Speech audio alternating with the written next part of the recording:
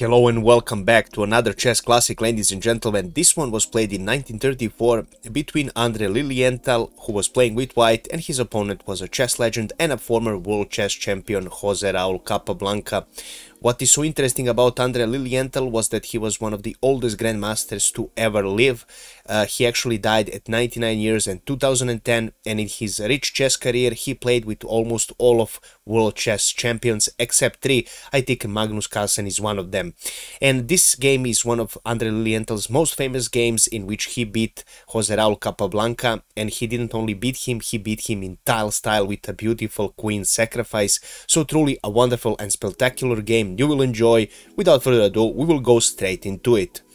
So the game opened with d4, we have knight f6 for Capablanca, c4, and e6 is on the board. Knight to c3, and right now we have bishop b4 played for Capablanca. We are in Nimzo Indian defense. White now attacks this bishop, and Capablanca decided to trade. We have b6 on the board with the idea to either fianchetto this bishop, or if situation allows it, to play bishop a6. We have f3 on the board for white with the idea to push this pawn on e4, and we have d5 played by Capablanca, counter-attacking in the center. Game continued with bishop g5 for white, and we have h6 right now attacking this bishop. White continues with bishop h4, and right now we have bishop a6. Capablanca now wants to put pressure on this pawn on c4. Game continued with e4 for white, and right now Capablanca makes a slight mistake. He plays a bishop picks up on c4. The right way to continue this game was to actually pick up this pawn on e4, and after f picks up on e4 we have g5 for black. After this bishop is attacked and he retreats, we have knight picking up on e4, and after bishop e5 attacking this rook, rook g8, we have bishop d3 with a slight advantage for black. So this was the proper way to play this, but Capablanca instead of that decided to pick up this pawn with his bishop. Our game continued with bishop picking up on c4, we have d picks up on c4, and queen a4 played for white. Capablanca now offers a queen for trade, but Lilienthal refuses and he picks up this pawn. We have queen c6 again offering the trade, but Lilienthal refuses and he plays queen d3. Capablanca was one of the best endgame players ever as well, so playing endgames against him is not a good idea.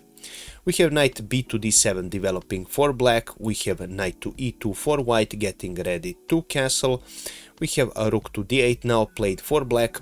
Black is already threatening a discovered attack on e5 with his knight because this queen is under x-ray. That is the reason why firstly white castles. We have a5 on the board for black, and we have queen c2 removing from this x-ray. Queen c4 for Capablanca. Capablanca now takes the space with his queen and also aims at this knight. And we have f5 getting ready to either push this pawn or to push on f5 here. So situation is getting worse for black. Right now white is getting ready to attack in the center, although computer gives this position a completely equal chances. We have rook to c8 played for Capablanca because you want to remove and you want to free up this knight in case of pawn is pushed. We have f5 on the board, and Capablanca responds with e5. Now just to show you that picking up this pawn is not a good idea at all, because this would leave this rook in the game and it will be really hard to defend later for black. So this trade is not good, and that is the reason Capablanca played e5. We have d picks up on e5 and queen picks up on e4 now played for Capablanca again. Now after d takes on e5 there was another way to continue this game. For example, knight pickup on e5 was a better way to continue this game, and after knight f4 white has only slight advantage. But again, after d picks up on e5 we have queen picking up on e4 for Capablanca offering the trade. But right now what comes is a complete surprise for Jose Raul Capablanca, because Lilienthal refuses this trade and he sacrifices his queen with e picking up on f6. Capablanca of course has to accept this, queen picking up on c2, and we have f picking up on g7 attacking this rook. Capablanca pulls away his rook, and we have a knight to d4. Right now attacking this queen and also opening the e-file. So as you can see, black king is not doing very well. In the game, queen e4 was played for Capablanca as one of the only moves in the position. Everything else is losing. I will just show you. For example, if you play queen d2, then white continues with rook a to e1 with a check, and after you block with your knight, white would continue with rook picking up on e5 check. We have king to d7, a rook to d5 check, king to e8, and after a rook e1 check, you would be forced to pick up this rook and sacrifice your queen, and after bishop picking up on e1, this is a much better position for white. Simply your king is stuck here, white has two pieces for a rook, and this is a one endgame for Lilienthal. This was one of the ways to counter this position after knight d4. There was another way for Capablanca, maybe queen picking up on c3, but white has rook a to e1 check, and after knight e5, again a rook picking up on e5 with a check. King goes on d7, we have rook e7 check, and after king goes on d8, this is a huge mistake because right now there is a forced checkmate with rook picking up on f7 check, king e8, rook e7 check, king d8, and a knight d6, a spectacular checkmate would follow. After rook e7, you can go on d6 as well, but then your queen will fall with this royal fork on b5. So not good news for Jose Raul Capablanca, and after knight d4, queen e4 was played for him as the best option. White continues with rook a to e1, pinning this queen. We have knight c5 here to protect this queen. Rook picks up on e4 check, knight picks up on e4, and we have a rook e1 right now attacking this knight.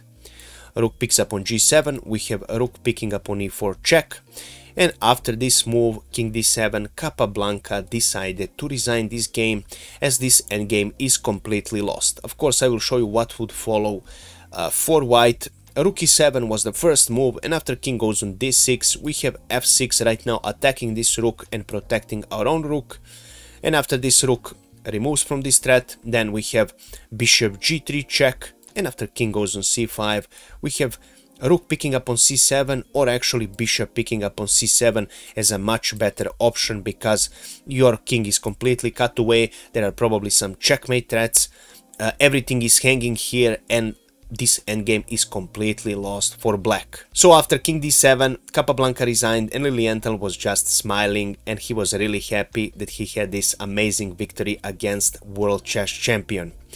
And this is how this game ended, and this is all I have prepared for you today, guys. If you enjoyed this game, please make sure to leave a comment, like, and share this video with people who enjoy chess, because word of mouth referrals like this really help my channel grow. If you wish to support me some other way, you can do that by donating to my PayPal. I will leave the link in the description of this video, or you can become a channel member. Each new donator will be listed in my new videos, and your support is really appreciated, guys, and I couldn't do it without your help. I really appreciate it. Also, feel free to comment about this game, about this position. Have I missed something in the analysis? Let me know your thoughts about this game. And of course, as always, feel free to comment about anything. I always enjoy reading your comments, and I always appreciate your feedback, guys. Have a nice evening. Bye bye.